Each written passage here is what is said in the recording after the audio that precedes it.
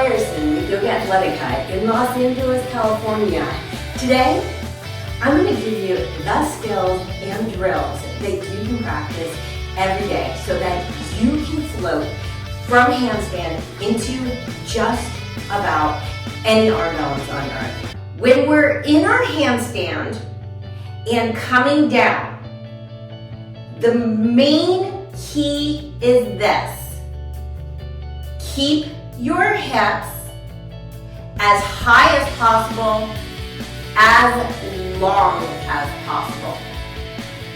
Remember that anytime we're working with a handstand, we're working what we call a plane of symmetry, or a line of symmetry, meaning a line that goes straight up and down, that if you want to find the easiest balance, that which is behind the line balances out with that which is in front of the line. Now there's a trade-off, right? The more we are out of alignment, the more our muscles are going to have to work, okay? So strength can absolutely compensate for balance, for alignment, right? That's why you see male gymnasts can do like insane, well, sometimes female gymnasts, but men tend to be the ones that do like the iron cross and all that crazy stuff that has no like principle of alignment behind it. It's just pure strength. So if you want to float and you want to float easily, the main thing is plane of symmetry. So let me demonstrate. I'll start off again with just the standing split because it's the easiest one, and then we'll work on another one. But watch how when I come down in control, the hips are going to stay high, high, high, high, high until basically I'm ready to lay up. This is a function of flexibility, kids.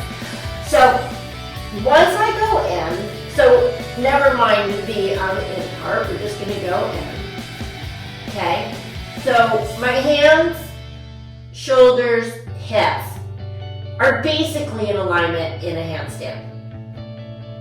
Now, when I bring my leg down, watch how high my hips stay as my leg comes down and forward. Okay, so my hips are still basically in alignment, still there, still there, still there, right? And so when I come down, look how high my hips are till the very end. Now, let me show you what most people do. This is not going to be graceful, by the way. I'm pretty much going to plop right down because I have no way of sustaining this. But just watch my hips for right now, because that's the second point we're working on. Hips as high as possible, as long as possible. What happens if I'm in my handstand and I don't worry about my hips? This is not a dramatization, kids. Here's my plane of symmetry. If my hips are back here, I'm going down. There's just no choice, okay? Because there's nothing holding me up anymore. Everything is on a downward trajectory. So what happens is most people, they lower their leg and done, okay?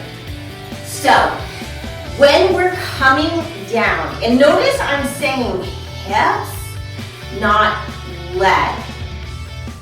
Because when we focus on leg, what we tend to do is over back bend and try to stretch a leg back instead of lifting from the hips, which is going to keep basically the whole body in alignment. So again, hips as high as possible, as long as possible. Let me show you on a lower to crow. Okay, so if I'm coming into a crow, we'll start off with the first. Remember that drill where the knees came to the chest a minute ago? So I start out, watch my hips. As my knees come in, look how high my hips are. Look how high my hips are. Look how high my hips are. You see how high they're staying? Until I land. Then if I want to, I can lower my hips. Okay? So that is principle number 2.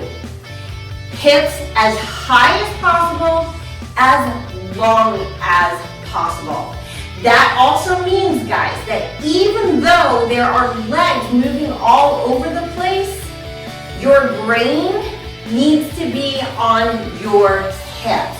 Your body's gonna go where your brain goes, okay? Remember, yoga is the original multitasking. This is Shana Meyerson with YOGAthletica in Los Angeles, California. Happy floating.